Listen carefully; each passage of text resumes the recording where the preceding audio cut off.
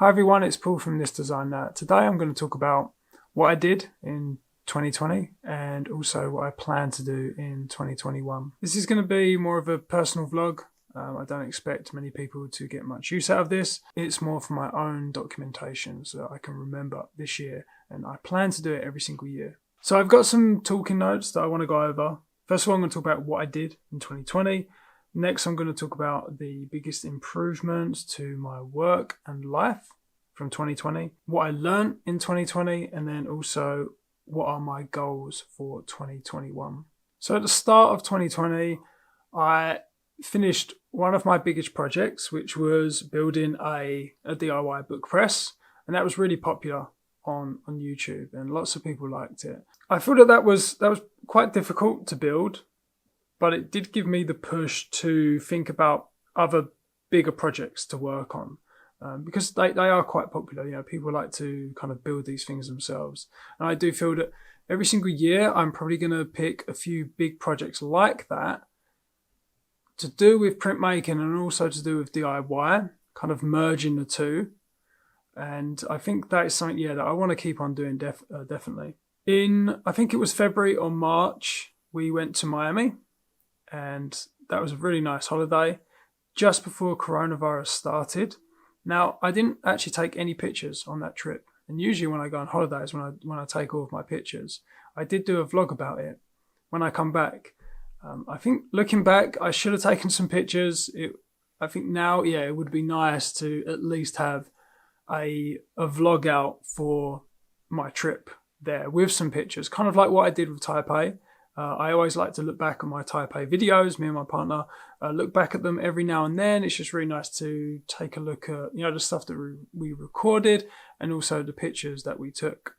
So I think, that's something I always need to remember. I need to, if ever I go on holiday or any sort of trip and I plan to take pictures, do at least take some pictures. Don't do what I did in Miami, which was just end up not taking any, or I took 2 or 3 maybe. Another thing that I did in 2020 was I switched to Cordless for one of my tools, and it has completely changed the way that I am going to use tools in the future.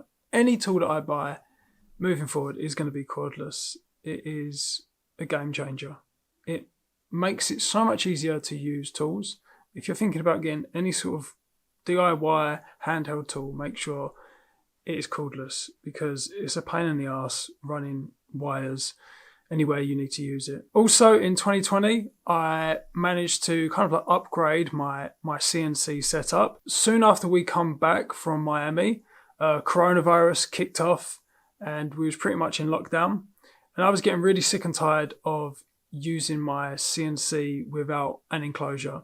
And also with everyone being at home during coronavirus, it meant that I really did need to think about trying to make it quieter, because I was using it quite a bit. So I built the enclosure. I would say that was probably the best thing that I've built in 2020. The most useful, definitely. I was actually just cutting some wood yesterday, and I said to my partner, I can't believe I used to use this machine without an enclosure. It cuts down the noise. It cuts down the mess so much. It was a pretty big project. All these projects I'm talking about, I'm going to put a link up in the top so you can see kind of like the build videos of all of these things. I did a full build video of the enclosure, so check that out if you are thinking about building one. I think it's the first thing you need to think about building if you get a CNC, definitely. Also with the CNC, I eventually got a air compressor, and I kind of got my setup to the stage where I can machine aluminium quite well, and also obviously wood. So that enabled me to work on various different projects, and it enabled me to start thinking about making metal plates to do with my printmaking things, to do like foil plates. So that was really good. I kind of feel that this year I've been able to kind of like combine DIY and CNC with printmaking. I've kind of been able to like merge those two fields, which is something that I always wanted to do. I always wanted to kind of like use all of my interests, kind of like combine them all together to create something. And this year, I feel that I've just started to kind of like just start to do that, and it's exciting. And also this year, because I got the CNC kind of all fixed, I got it all sorted, I was able to engrave tiny little foiling plates with really small text. That was something that I really struggled to do. And it was pretty much one of the main reasons why I bought the CNC. So in 2020, I managed to finally kind of not master it, but at least be able to kind of like produce something to do with foiled letters. So that was really nice. Another thing that I did in 2020 was I managed to get a few more cassette releases out. So if you're new to this channel, I also run a music channel, and I also run 2 music labels, and one of them is kind of like a cassette label where I put out cassette albums and compilations.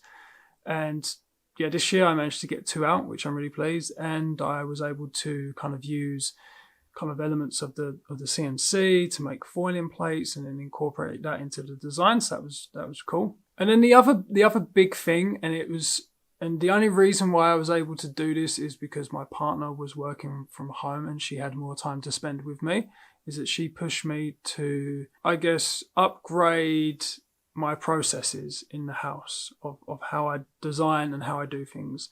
And this has definitely been one of the biggest changes, and it has made life much, much easier. So screen printing is a big part of what I do at home. And I really love screen printing, but I really hate kind of the cleanup and the setup of it, especially when you're doing it in your house. It's very messy. You need a lot of space. Reclaiming screens is a big pain in the ass. So I eventually got a washout booth that I put out into the garden, and just recently I installed some hooks and a shower curtain. So I've got some kind of like a backlit washout area in my bathroom, and it kind of like contains the mess a little bit better because I've now got a hanging shower curtain, so when you're spraying it, it's not going everywhere. And also I made a print drying rack, which was one of the recent videos actually that I uploaded to the channel. That's been a big change, because before all of my stuff was put on the floor. Now I can hang everything up on the ceiling, and it just makes it that little bit better. So I mean, I'm pretty lazy with these type of things, and it's only because of my partner that she kind of like pushed me to change these things and these processes, especially with me being quite tall. I'm always kind of like having to bend over to kind of do things. Everything's kind of like too low for me. So it's really nice that everything's kind of like up at my height finally.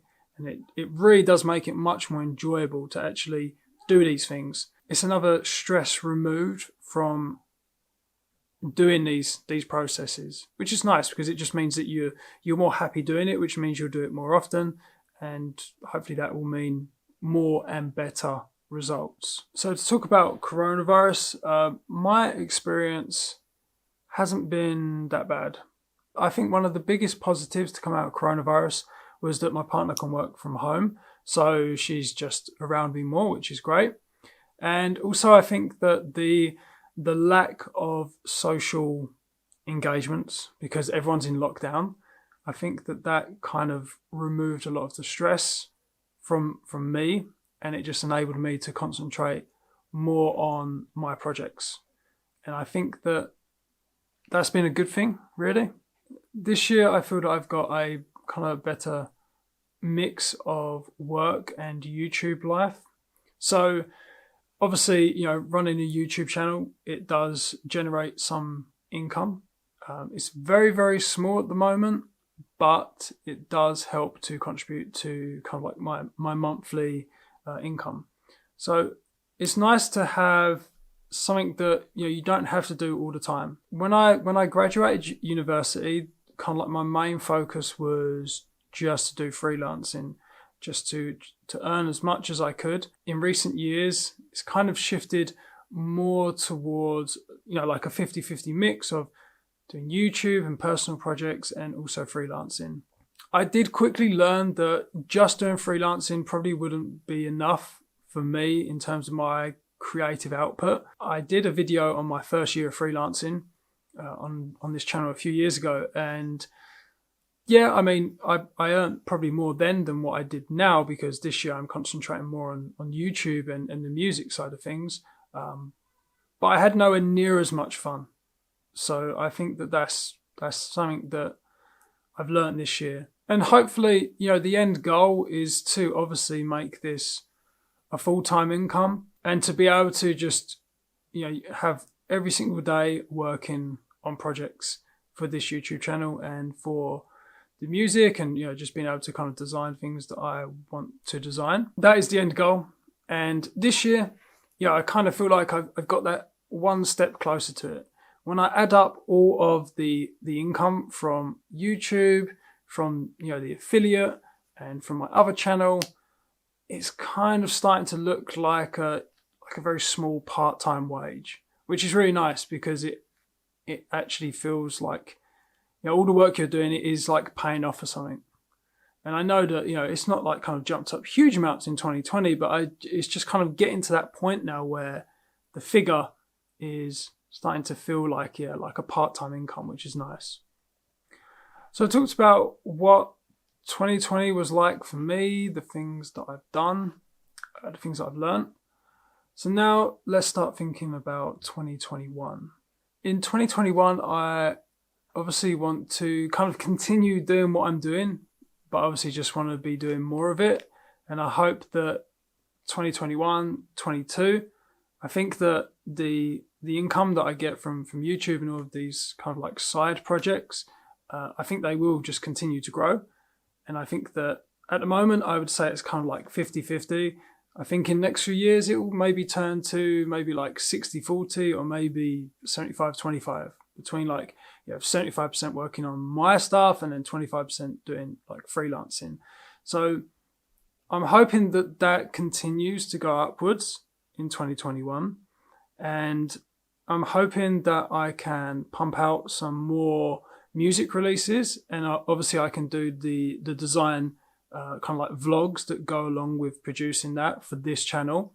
So I'm hoping that I can beat 2. I mean, we did 2 cassette releases that I managed to put onto this design this year. I'm hoping that I'm going to get maybe 3 or 4 out, and I'm also hopefully going to be doing some screen printed vinyl covers as well, because I've also got a vinyl release coming out, and I'm hoping all of that is going to be done in 2021. In 2021, I would like to fill up this sketchbook. I'm not halfway through. I'm kind of like, 1/3 of the way through this year. I can't remember when I bought this. I probably bought this in maybe like early 2020 or maybe like mid 2020. It's just random sketches and stuff, but I like to fill up a sketchbook because it reminds me of being at university. I filled up so many sketchbooks working on projects at university, and it's really nice just to pick these up and just look through them again. You kind of forget all of the things that you've done, or like the random ideas that you've got. So 2021, I hope to fill up this sketchbook, or maybe even make my own, or move on to another sketchbook. I really did plan to do like a sketch every single day in 2020, but I just couldn't keep up with that.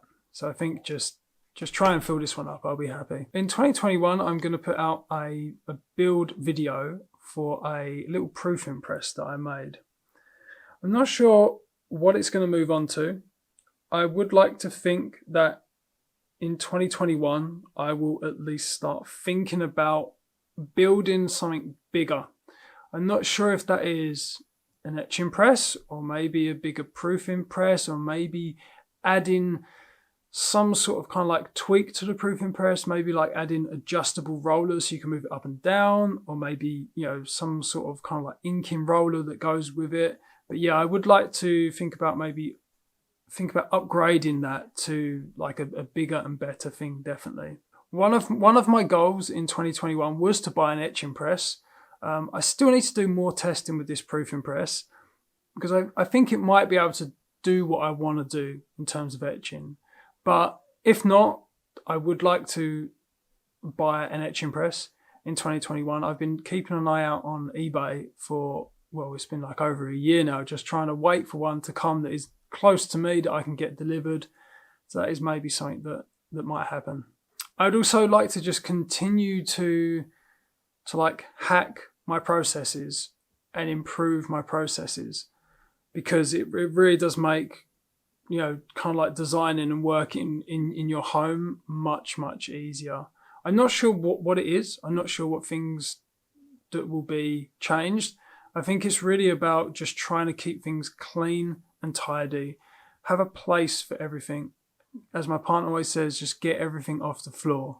That is something that I would like to do, and just, have a space for everything and just try and keep things clean. It's very, very hard. I'm not sure if it's just me or if it's, just because of the things that I do. It's probably just a mixture of both.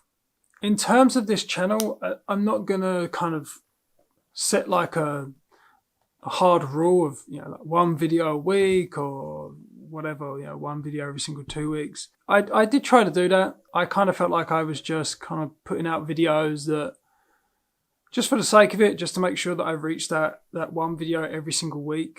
I'd much rather kind of concentrate on just like one project and put out a really good video that is really helpful to people, kind of like the book press. I didn't put out any videos for that. Or I didn't put out any videos for quite a while I was building that. And then obviously I put the video out. It was helpful to people. So that's something that I probably want to concentrate on. I'm not going to stress too much about putting out lots of videos. I would like to put out more vlogs, just really for my own kind of like personal documentation, as kind of like a diary, because they are helpful to look back at. So that's about it. I think that covers pretty much everything I wanted to say. If you're still watching, then thank you. I'm not sure if it was very useful to you. Please feel free to share any big things that happened to you in 2020, and if you've got any goals for 2021, I'd be interested to know what fellow artists, designers, makers, what kind of things they're setting themselves to do over 2021. Hope you're all safe and well. That is it for today. I will catch you all later.